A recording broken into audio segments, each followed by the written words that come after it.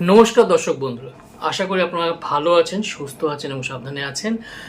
আজকে আমি আপনাদের জন্য নিয়ে এসেছি আর একটা নতুন বইয়ের রিভিউ। এবার এটা নতুন বইও বটে আর নতুন রকমের বইও বটে। কেন বলছি সেটা আপনারা বইয়ের নাম শুনলেই বুঝতে পারবেন। বইটার নাম হচ্ছে ক্রিপ্টো রহস্য। নিউ ভারত সাহিত্য কুটির থেকে প্রকাশিত এই বইটির লেখক হচ্ছেন ডক্টর অমৃতেন্দু মুখার্জি এবং এর মুদ্রিত মূল্য হচ্ছে 200 টাকা। প্রসঙ্গত বলে রাখি যে প্রচ্ছদটা আপনাদেরকে এখানে আমি দেখালাম, সেই প্রচ্ছদটা কিন্তু এখন বদলে গেছে। এটা যখন বইমেলায় আমি কিনেছিলাম তখন এই প্রচ্ছদটা, এই বইতে এই প্রচ্ছদটি ছিল। এখন এআই ব্যবহার করে খুব চমৎকার একটা প্রচ্ছদ কিন্তু বানানো হয়েছে, যেটা দেখতে আরও সুন্দর, আরও চিত্তাকর্ষক। বুঝতেই পারছেন যে এটি একটি রহস্য উপন্যাস এবং গোয়েন্দা উপন্যাস। এখানে একজন নতুন গোয়েন্দার আগমন ঘটছে যার নাম ভিক্টর বা ভিক, এবং তার অ্যাসিস্ট্যান্ট হচ্ছে তারই এক ভাই রিক। রিক হচ্ছে একজন মেডিকেল স্টুডেন্ট এবং ভিক্টরের সঙ্গে তার সম্পর্ক যেমন দাদা ভাইয়ের সম্পর্ক হয়ে থাকে, টক মিষ্টি একটা সম্পর্ক বলতে পারেন। এবার আপনারা হয়তো ভাবছেন যে এতে আর নতুন কি আছে, কারণ প্রচুর গোয়েন্দা কাহিনীর তো আগমন ঘটেছে বা ঘটছে বাংলা সাহিত্যে। সেখানে এরকম কাকা ভাইপো বা এরকম দুই ভাই, এরকম জুটি, তাদের রহস্য সমাধান, তাদের অ্যাডভেঞ্চারে যাওয়া, এই নিয়ে একাধিক গল্প উপন্যাস আছে। এই ফ্যাক্টরটা এই বইটিকে স্বতন্ত্র করে তুলেছে, সেটা হচ্ছে এর বিষয়বস্তু নির্বাচন। এর বিষয়বস্তুই বা কী, কেন এই বইটি আমি বলতে পারেন চুজ করলাম রিভিউ করার জন্য, এবং বইটির মধ্যে আমার কী কী ভালো লেগেছে এবং এমন কী কী জিনিস আছে যেগুলো ভালো লাগেনি, সেটার জন্য পুরো রিভিউটা আপনাকে ধৈর্য ধরে দেখতে হবে। রিভিউয়ের শুরুতেই বলে নিই, যদি আপনাদের আমার চ্যানেলটা ভালো লেগে থাকে, চ্যানেলের ভিডিও প্রথম আপনারা দেখছেন, তাহলে এটাকে লাইক আর শেয়ার করতে ভুলবেন না এবং সাবস্ক্রাইব অবশ্যই করবেন। এবং সাবস্ক্রাইব করার সঙ্গে সঙ্গে একটা বেল আইকন রয়েছে, বেল আইকনটা কিন্তু ক্লিক করতে ভুলবেন না। তাহলে প্রথম যে নোটিফিকেশানটা আছে নতুন ভিডিও, সেটা সবচেয়ে আগে আপনার কাছে পৌঁছে যাবে। তাহলে বিস্তারিত রিভিউয়ে চলে যাই আমরা।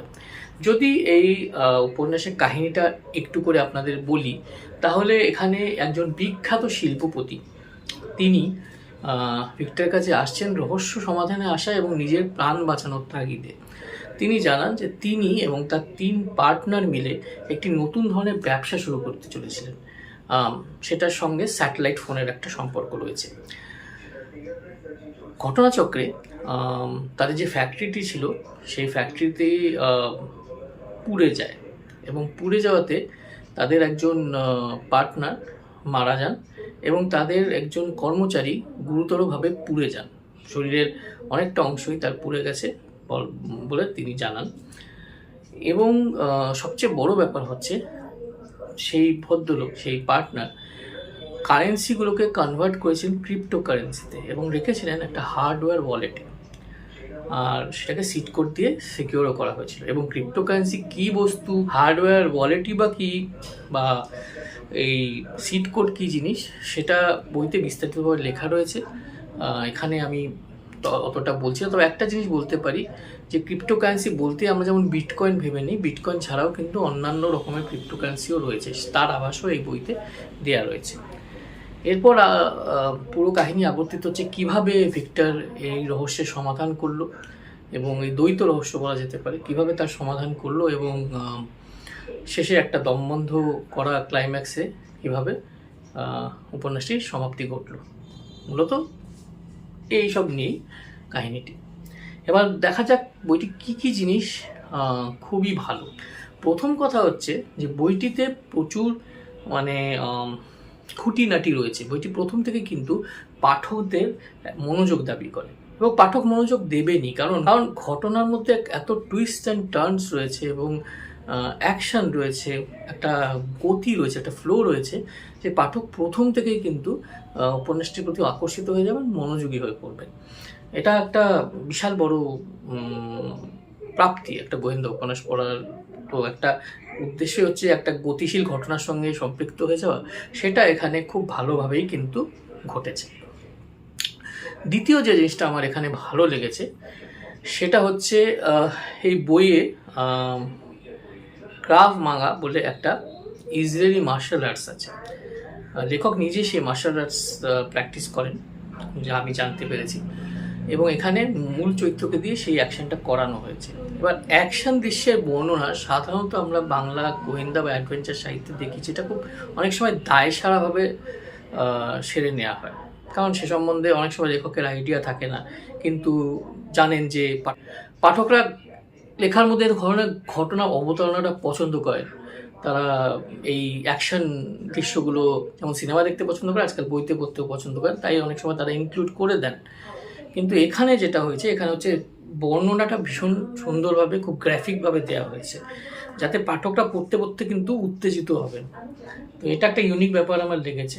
আর যেটা আগেও বললাম, ক্রিপ্টোকারেন্সি কি, ক্রিপ্টোকারেন্সি কিভাবে এখন জনপ্রিয় হয়ে উঠছে, এবং ক্রিপ্টোকারেন্সি আমাদের দেশে কতটা আইনসঙ্গত, ক্রিপ্টোকারেন্সি কিভাবে সিড কোড দিয়ে, সিড কোডই বা কী, হার্ডওয়্যার ওয়ালেট কী, বা সেটাকে ক্রিপ্টোকারেন্সির সেই সিড কোডটা কোথায় গোপনীয়ভাবে কীভাবে লেখা যায়, এই সবই লেখক বিস্তারিতভাবে আলোচনা করেছেন, যাতে বোঝা যাচ্ছে লেখক প্রচুর পড়াশোনা করেছেন এটা নিয়ে, প্রচুর খেটেছেন এটা নিয়ে, এবং তার প্রতিফলন এখানে ঘটেছে।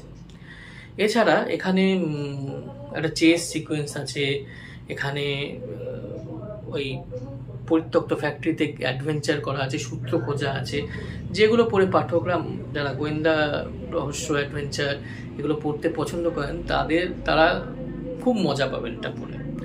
লেখার কায়দাটা আমার মনে হচ্ছে মোটামুটি 8 থেকে 80 না হলেও 12 থেকে 60 পড়তে পারবেন, অনায়াসে পড়তে পারবেন, কারণ ক্রিপ্টোকারেন্সি নিয়ে খুব বেশি ইনফো ডাম্পিং এখানে একেবারেই করা হয়নি, যেটা আমার খুব ভালো লেগেছে। করার সুযোগ ছিল কিন্তু উনি করেননি। সেজন্য মানে ক্রিপ্টোকারেন্সির ব্যাপারটা বুঝতেও যেমন কোনো বয়সে পাঠকদের অসুবিধে হওয়ার কথা নয়, সেরকম তার বাইরেও যে উপাদানগুলো রয়েছে সেগুলো মিলিয়ে বেশ একটা জমজমাট রহস্য উপন্যাস খাড়া করা হয়েছে।